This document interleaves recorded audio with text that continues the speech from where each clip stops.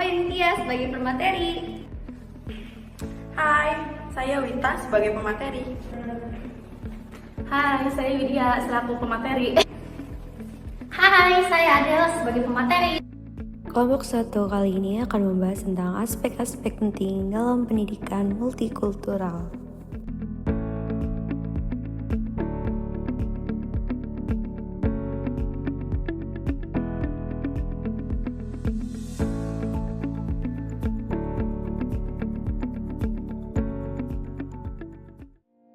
Pembahasan kelompok 1 kali ini yaitu pendidikan multikultural dan multikultural, prinsip dan tujuan multikultural, aspek penting pendidikan multikultural, dan pentingnya mempelajari pendidikan multikultural. Apa itu multikulturalisme? Multikulturalisme yaitu dibentuk dari 3 kata. Yang pertama yaitu multi, kultur, dan isme. Multi yang artinya yaitu banyak, kultur yaitu yang artinya budaya, dan isme yaitu yang artinya aliran atau paham. Dengan demikian, multikulturalisme dapat diartikan sebagai sebuah paham yang mengakui adanya banyak kultur. Secara hakiki, dalam kata itu terkandung pengakuan akan martabat manusia yang hidup dalam komunitasnya dengan kebudayaannya masing-masing yang unik. Bagaimana dengan multikultural? Multikultural merupakan kata sifat yaitu multi dan kultur.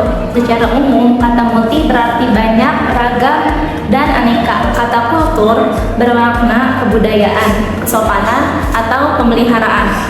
Atas dasar ini, kata multikultural dalam tulisan ini diartikan sebagai keragaman budaya sebagai bentuk dari keragaman latar belakang seseorang.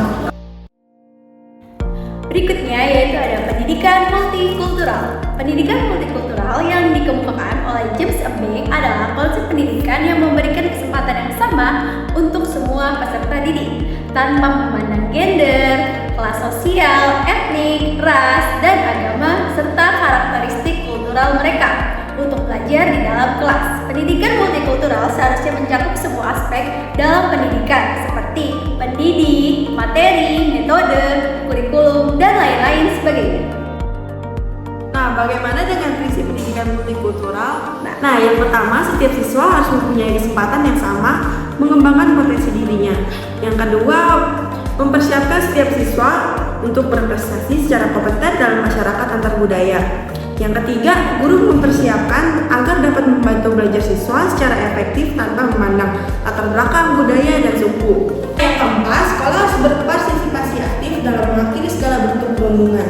Yang kelima, pendidikan harus berpusat pada siswa dan terbuka terhadap apresiasi dari pengalaman siswa. Nah, yang terakhir, pendidikan multikulturalisme berorientasi pada aktivitas siswa dan perilaku siswa banyak dipengaruhi oleh kebudayaan.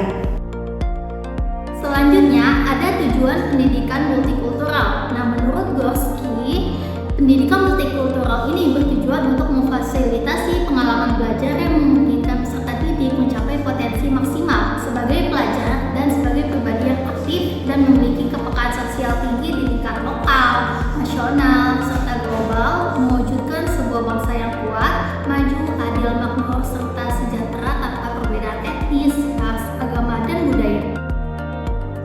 Masih dengan tujuan pendidikan multikultural.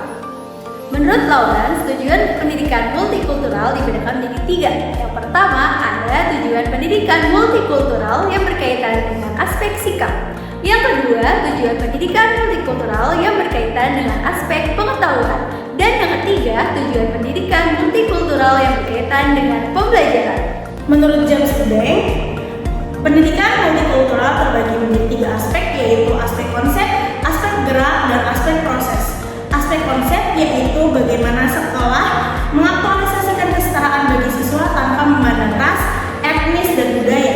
Sedangkan aspek gerak yaitu bagaimana sekolah-sekolah dan institusi mengubah aktualisasinya menjadi kesetaraan tanpa memandang ras, budaya, dan etnis. Sedangkan prosesnya yaitu bagaimana pendidikan multikultural untuk terus berjalan dan tidak memandang apapun untuk siswa secara terus-menerus karena proses ini tidak akan berhenti.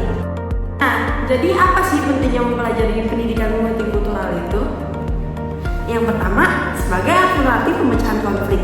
Yang kedua, siswa agar tidak tercabut dari akar budaya. Nah, yang ketiga, sebagai landasan pengembangan kurikulum nasional, dan yang terakhir, menuju masyarakat Indonesia yang multikultural. Kesimpulan pada materi kita adalah pendidikan multikultural adalah pendidikan yang mengajarkan agar bisa saling menghargai setiap perbedaan. Sikap saling toleransi inilah yang tidak menjadi sumber konflik terpecah belahnya bangsa, terutama di Indonesia. Secara keseluruhan, pendidikan multikultural tidak hanya bertujuan untuk mengajarkan konten akademis, tapi juga membangun rasa nasionalisme, toleransi, inklusif, dan sikap berkontribusi dalam masyarakat yang multikultur pada setiap individu. Jika teman-teman masih ada pertanyaan, boleh ketik langsung di kolom komentar atau boleh langsung tanya kepada pemateri. Sekian dan terima kasih. Mohon maaf jika ada kesalahan dalam menyampaikan materi. Sampai jumpa di presentasi video berikutnya. Bye-bye.